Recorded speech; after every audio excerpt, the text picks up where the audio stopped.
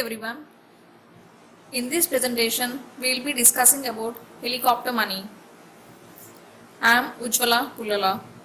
So let us continue with our topic for today, that is helicopter money. So what is helicopter money? It is an unorthodox monetary policy tool.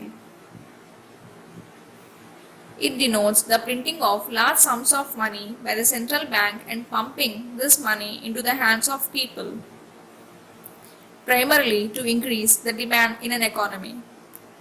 So, if the economic growth is sluggish and if there is no economic activity and there is no demand in the economy, then helicopter money can be a monetary policy tool which can be used under such circumstances. It is an unorthodox monetary policy tool because it is not usually resorted to by the central banks. It is used only in unconventional and extreme situations, and so it is termed as an unorthodox monetary policy tool. So what does it denote? It denotes the printing of large sums of money and distributing or giving this money into the hands of the people so that they spend this money and thereby boosting the economy. Genesis of the term. The term was first coined by an American economist, Milton Friedman, in the year 1969. The reference was made in his famous paper, The Optimum Quantity of Money. In this paper, he said that suppose if a helicopter flies over the community and drops money from the sky into the hands of people, so what will people do thinking this is a one-time affair? He said people might spend this money and spur the economic growth. Since in this example the reference was made that the helicopter would be dropping this money, the term helicopter money has come into vogue. However, the term was made famous by Ben Bernanke, a former chair of the Federal Reserve, when he spoke of it widely in the year 2002. This has even earned him a moniker, that is Helicopter Ben. Why is it in news now? Telangana's Chief Minister, Mr. KCR, he asked RBI to go for helicopter money because the lockdown adversely impacted his state's economy. Due to the current situation in the world, the economic growth is paralyzed. That is, as we know, due to this corona's effect, the economies in the whole country has come to a standstill. There is no economic activity, the investor confidence has come to new lows, and there is no demand, and the economy is stalled. There is a fear that the countries may fall into recession. So what is recession? Recession refers to a significant decrease in economic activity, and if the GDP growth is negative for 2 or more consecutive quarters, and along with this, if there is unemployment in the economy, then such a period in business cycle is referred as recession. Thus, the ways and means to revive the economy are being weighed upon, and helicopter money has also come into the scenario. Situation in India. The International Monetary Fund has forecasted India's economic growth as 1.9% in 2020-21. Even India's chief economic advisor, Mr. Subramanian, said that the GDP growth in the first quarter this fiscal will range between 1 to 2%. According to ratings firm CRISIL, India may need to grow at 8.5% for 3 years in succession to be back on track. Notwithstanding these projections, India still stands as one of the fastest growing major economies. That is, even amidst this corona crisis and this economic breakdown, India still is a bright spot. But stimulus packages to push the economy back on track is a must.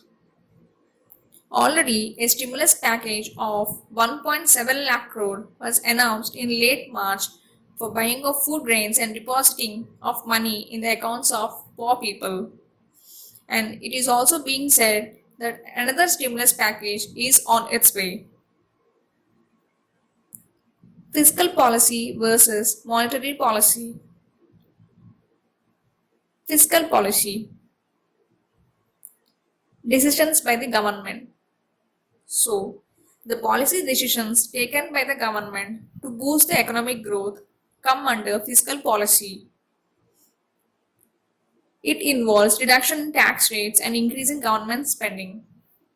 See, it is obvious that if the reduction in tax rates is being done, then people will pay less amount in terms of taxes and they'll have more amount in hand, and this might let them spend this amount to buy assets and thereby increasing the demand and spurring the economic growth.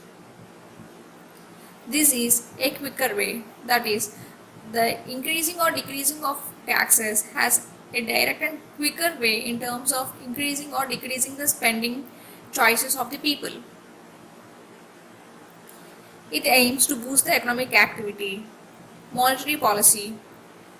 Decisions by the central bank. So the policy decisions taken by the central bank come under monetary policy, involving the change in interest rates by the central bank. See, there are many tools in the monetary policy, but the one which is most usually discussed is repo rate. So what is repo rate? Repo rate is the rate at which banks borrow money from the RBI. If these repo rates are reduced, that is, if banks get money from the RBI at lower interest rates, then there is a chance that they will pass on this interest rates to the consumers, that is, to us, to the people. So when the interest rates of the loans is low, then the demand for loans will be increased and people will take loans for buying of assets. This is relatively a slower way, as we have seen previously in many cases that this policy decision does not trickle down easily to the bank consumers, because even after enjoying the lower interest rates from the RBI, banks does not easily pass these lower interest rates to the citizens. However, it has to be known here that both the fiscal policy and monetary policy aims to boost the economic activity. That is, the goal is same for both the policies. However, the ways through which they try to achieve this aim differs. Helicopter money versus quantitative easing. Quantitative easing is another tool which is used by the central banks if the interest rates does not seem to affect the economic activity.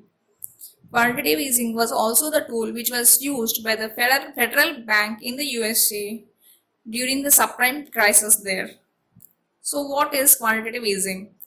Quantitative easing is defined as the purchase of government bonds by the central bank of the country and releasing money into the economy.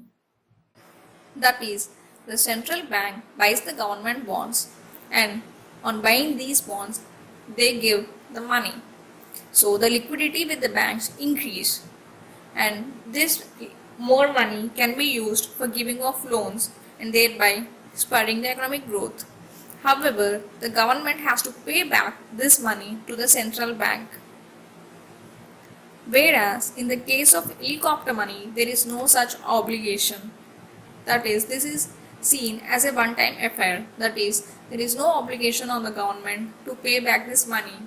The money is directly given to the people, and it is then the sole intention of it is to increase the demand. Negative consequences. However, there are negative consequences of helicopter money too. Uncertainty about how the released amount would be spent. It cannot be guaranteed that the amount which is given to the people will be spent, thereby increasing the demand. Let us take the example of today's scenario. There is uncertainty in the minds of many people that they may lose their jobs in the near future. So, suppose if the money is given into the hands of such people, would they prefer to spend the money or save the money? There are higher chances for people to save the money. That is, there is uncertainty attached to this money that whether it will be spent or saved. Depreciation of the currency. We value our Indian currency with respect to dollar, and in today's scenario $1 is equal to 75 rupees. Suppose the quantity of Indian currency relative to dollar increases because here the supply of money is being increased. So if the supply gets increased, so obviously its value gets decreased. That is, in today's scenario, if $1 is 75 rupees, tomorrow it might increase to 80, 85 or 90, etc. So the imports will become expensive in the future. It might lead to overinflation. That is, the cost of goods and services might drastically increase. So should government go for this helicopter money? It has to be waited and watched. Even our former RBI governor, Mr. Raghuram Rajan, has said helicopter money is no panacea, that it is not the remedy for all the ills. However, as we have discussed previously, a second stimulus package is on its way. So, let us hope that whatever government decides, it is better for the economy. Thank you.